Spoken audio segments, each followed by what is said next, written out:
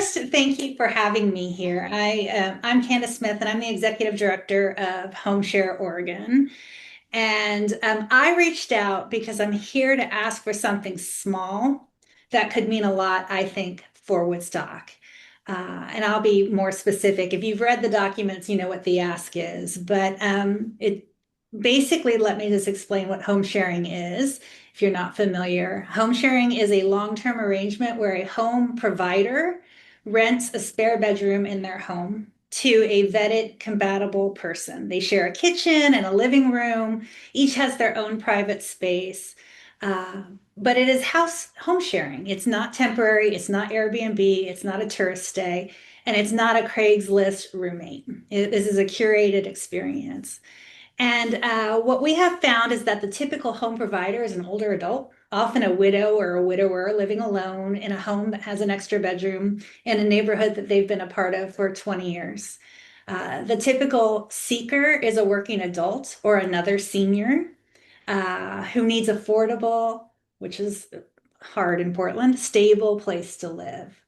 And through our platform, a match creates income for the home provider, an affordable home for the seeker, and hopefully companionship for both. We're trying to curate relationships, not just fill rooms. So, who we were founded in 2021 as Oregon's statewide nonprofit dedicated to home sharing. And since then, we've served over 6,692 Oregonians. That's an old stat. By old, I mean 4 months old. So it's growing. And about 80% of those people who match through our platform and tell us that they've matched remain in that home sharing arrangement at 6 months or longer. We have people who have home shared for years. And so I reinforce that we're not trying to fill rooms. Again, we're trying to keep neighborhoods intact and bring new people into neighborhoods. So one of the elements of what HomeShare Oregon really focuses on is making every match safe. And we do that by making everybody who is seeking a home, a room, or providing a room be an actual person. They have their identity verified. And then we do a comprehensive background check that is part of being on our platform. Now, we don't regulate what is on those background checks. We don't kick people out, but you have to have a current background check, and we encourage the two people who are considering living together to look at the backgrounds of the other people. And then early in this sort of dating process, it all happens within the safety of our platform. So behind a screen, right? You've got that. It truly is Match.com, but for home sharing. We do encourage people to eventually go out into the world, meet somebody, decide if they want to even temporarily try something for 3 days. And then we make recommendations about leases and how to put some security measures around this home sharing process. And home sharing is not new. The name may be new, but boarding houses and room rentals have been around as long as there's been housing. And what we have done is just made the infrastructure behind home sharing possible for partner organizations. And because of that, our product, I use the term product, our organization was selected by the City of Portland to be a qualified home sharing provider through their home sharing pilot, which I don't know if this group knows about, but there are incentives by the city to facilitate home sharing as a homeless prevention. We are not a homeless response. It is a homelessness prevention tool, as well as affordable housing. So let me go to my next slide. Okay. So I'm rather new to the organization, and there is somebody in the room, and I can see him right now, who I absolutely adore and I want to do well for, who has been with this organization since its inception almost. But what I've learned in the 4 months that I've been here is that the way to grow safe home sharing is not through statewide initiatives, and it's not through throwing money at people. It's through trusted neighborhood institutions. People will consider sharing their home when the idea of sharing their home comes from a neighbor or a newsletter in an organization that they already read, a meeting they attend. And so I use the term tapestry, and this is the tapestry that I mean, is you're getting trusted information from a trusted source. And if home sharing is suggested as a, a viable option, they're going to trust that more than just seeing a billboard on I-84. Uh, and so this is sort of new in the home sharing space. There are people out there that are just doing broad swaths like the city of Portland, but I really firmly believe that the best way to create these relationships is on the local level or the neighborhood level. And so because of that, I would love, I've already put in a letter of interest to the Autzen Foundation to get funding for a small replicable pilot that we want to test this concept that a neighborhood association is a great place to facilitate some of these interactions, to create more of that neighborhood feel. It hasn't been done at that level or at this level, and so I really want to test the hypothesis that this is a great way to not just not build community, but keep community intact. And so I reached out to Autzen and I said, hey, here's what I want to try. And they said, put in a proposal. Well, I know I need a partner to do that. And so why did I pick Woodstock? I didn't pick it at random. Of course, there's David Groff. He and his wife, who are part of your community, and he made the suggestion at first, but then I dug a little deeper. And you guys have a great committee structure. Your neighborhood accessibility committee always works on keeping your neighborhood livable for people of every age and ability. And staying in your home is a piece of that. Being able to stay in your home is a piece of that. And then, of course, your house list committee matters just as much because home sharing is homelessness prevention. And I think that that fits into just homelessness response as well. So every match gives a home seeker, sometimes someone even leaving transitional housing, an affordable room in a real home. And it gives an individual who might be property rich or house rich, but cash poor, a homeowner, the income to avoid displacement themselves. And none of the neighborhood associations in Portland have the type of committee structure that works so close as you do. And then another reason is the stats themselves. Woodstock has roughly 1,300 residents over the age of 65, which is about 14% of the neighborhood. And it's increased 33% in the last 15 years. So your demographics are aging, and that those people want to stay. 75% of people want to age in place. Well, how do you do that? It has to be affordable and accessible. And then cost pressure is quite real in your neighborhood. 51% of Woodstock renters are housing cost burdened, which is above the Portland average. And older homeowners are facing their own math with Multnomah County taxes. Property taxes are rising. So this economic reason to stay is something that is really important in home sharing. I thought another interesting stat was that about 28% of Woodstock households already are renters, which means that there are potential home seekers living in your neighborhood that might just love to live in a house with somebody as well.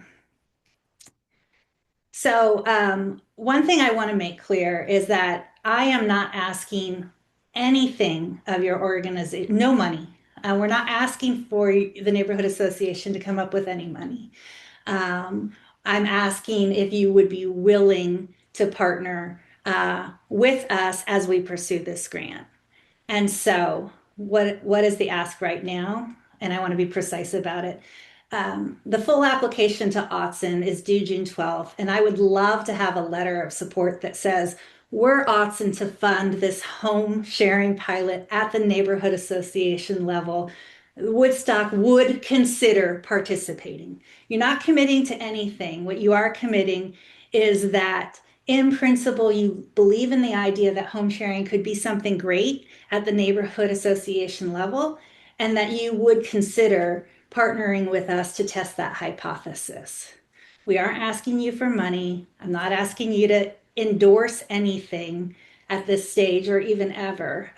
We're not actually asking for a commitment beyond this pilot period as well. So if Autzen funds us, then what? Well, then I would come back to the board in September and say, huzzah, we got the money. Are you still willing to pursue this pilot in 2027? And then what is the actual lift to you? And it really is using your existing channels, your newsletters, at events, possibly sharing, home sharing through your you would have a separate landing page that we would set up that people would flow through and to allow us to sort of get the data. And what data would be important for you as a neighborhood association to know about a program like this? Would it be interesting to know that 10% of your senior are feeling cost burdened and would consider? So there's just a lot of data and metrics that we're trying to learn. And we're asking your perspective on that and just input. And then mostly our team does the work. We come up with the social media posts if you want to post them out or tag them, the ads. And so that's what the ask is at this point. So I can stop sharing if I know how. Oh, I'm sorry. There's been people coming into the waiting room. And how do I stop share? That's no problem. I've been handling the waiting room. Oh, okay. So how do I stop sharing? Oh, there you go. It looks like you do have a question from Josette. I- Um, hi, Are you, Josette. Hello. Um, hang on. I just have a question.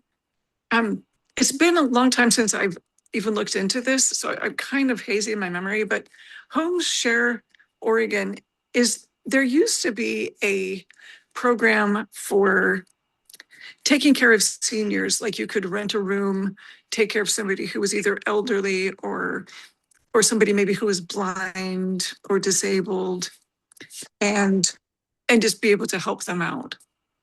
And is this HomeShare Oregon related to that company, or is this something completely different? I'm not aware of that I'm not company. aware of that.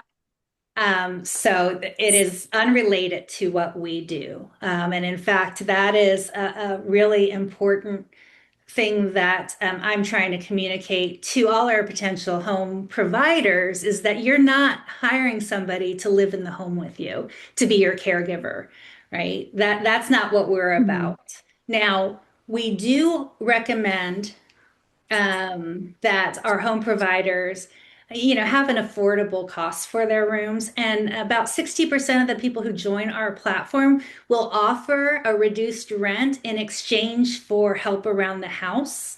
Help around the house, not help in this activities of daily living for that senior or that person who needs caregiver support. It would be, yard work or something stipulated like that. Now, I don't want to discount the absolute fantastic and large volume of seniors and even home health care workers who probably would love to be matched to have affordable housing and have somebody with that training in the background, but that's not what we do yet. Okay. I actually put in a grant proposal to a national foundation asking what would it take specifically from the caregiver union. You don't want to get anything crossed where somebody is on working 24/7 because they're living in. So there's a lot of hoops to overcome. But we do have people who do have reduced rent because they rise to the occasion and they say they'll do things around the house. And therein, the economics of that is it's about 20 hours a month. And if you know anything about the elder caregiver space, there's this concept of caregiver burden. And imagine if 20 hours of somebody taking the things around the house that mom can't do and doing them, it really Right. releases the caregiver burden Mhm. on that. Thank you so much. So, Yes, go ahead, I'd David. just like to underscore what Candice has been saying. I've been involved with HomeShare Oregon since 2021. In fact, a bit before that, I was part of the planning process, and I'm a member of the board now. And the reason I got involved was when I was a kid in the 1950s, my grandparents always had a boarder. And they had a boarder because it helped them pay their property taxes. It helped them pay other expenses that they had because their income was not terrific. I'm not even sure whether they had Social Security or not because they'd come of age long before the Social Security Act. So it impressed me when I heard Homer Williams, who really came up with the idea for Portland, speak about this. And so I think it's one way of addressing our housing crisis. It's not for everybody, but for a certain group of people, I think it would work very well. And so I'm hoping that we can work with this. Well, thank you very much. Yeah, that's great. I do know that HomeShare Oregon is not a new term for me. I work for Multnomah County, and Multnomah County also supports or works with, I'm not exactly sure the relationship, but they have referred on their website, on our website, and Multnomah County's website, and have been working with them for years. So, I mean, this isn't just some random organization. This is an organization that works with people and helps people out. So I really, I think that it's a great opportunity, assuming that we are interested in supporting it from this level. But yeah, back to and you. that's the only ask at this point is as a group, after I drop and you talk, if you would consider whether or not it's a good idea. I can send a letter, a template, if you decide yes, you'd be willing to at least see if we get it funded. And if not, that's fabulous. That's a great learning opportunity for David and I. So I appreciate your time. Hopefully I didn't run over. I get very enthusiastic about this. Any more questions? Nope. Oh, I got one question. Oh. Oh, makes it easier for hearing now. Could you explain like the pilot timeline? Like how long are you planning on running that and any other information like that? Absolutely. So it's a 12-month pilot. We know that it takes 6 times of hearing something before anybody takes an action. So the plan would be to run this in 2027 throughout the 12 months. And what I'm looking at over the course of 2027, when I sort of calculated things, would be about 10 hours total.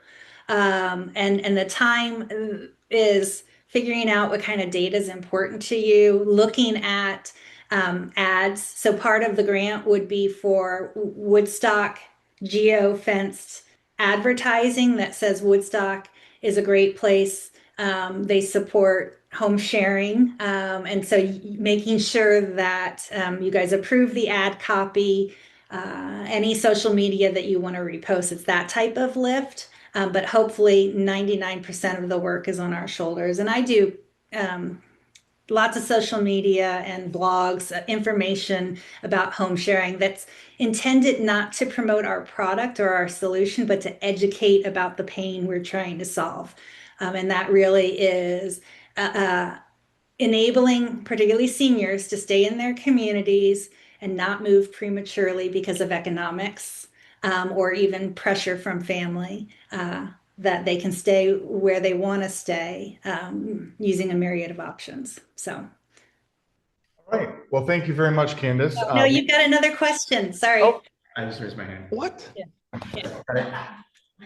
I got here a bit late, but I was just curious, are there any case studies here in the States or elsewhere where this model kind of on a neighborhood scale has been applied and has worked that we could look to? Not on a neighborhood scale, on a city scale, yes. And through other, and David, if you want to jump in, make a flag, I can see you. And through other groups, yes. So affinity-based groups, religious-based groups where you have a natural sort of tendency. Now, the model typically of home sharing is people are facilitating a match and there's a lot of curation. We don't do that. That's absolutely not what we do. We're trying to make this an option for a large number of people, and keep the human interventions out of it. But like City of Bellingham, City of Portland, City of Boston, New York has been doing home sharing in sort of a hybrid approach for 20 years. So, and then we've been around before HomeShare Oregon, the organization that we actually have the software for. We've had 85,000 people come onto our platform, and the way it works is the more community and support and promotion in a geographic area, obviously, the more people will list their homes and get that activity. So, but the neighborhood association concept is new. But when I think about it, right, you're more likely to help your neighbor. In fact, that was in somebody's report is, 80% of people would want to help their neighbor in some way, shape, or form. Then the question is, would that extend to home sharing if they had to move out of their home? And those are the things we want to learn. So, Stephanie? Yes, I just wanted to be clear on the communication ask. Is it just approving and collaborating on social media posts? So no creation on our end? If you want to create, or that would be great, but I don't want to put any administrative burden onto our partners. So I don't want the ask to be, you have to come up with 2 ads a month. In a perfect world, I would share with you what we're intending to promote, and you would say, oh, well, this is the right language for our neighborhood, and we can change it on Canva, or if you want to change it on Canva, I think that we can figure it out. But the way I'm coming into this is, we will do everything, and do it professionally and take as much lift off of your plate, because you're not about home sharing, you're a neighborhood association, but you are about delivering value to your neighbors. And hopefully this is something that proves to be valuable. Great. But I if you think we want would, to come up with yeah, ad copy, that would be great. we'd have some, we have limited bandwidth Yeah. for communications. We would possibly have some time for creation, but it's good to know that you would be also giving us some content. That sounds good to me. That's part of the deliverable. Yeah.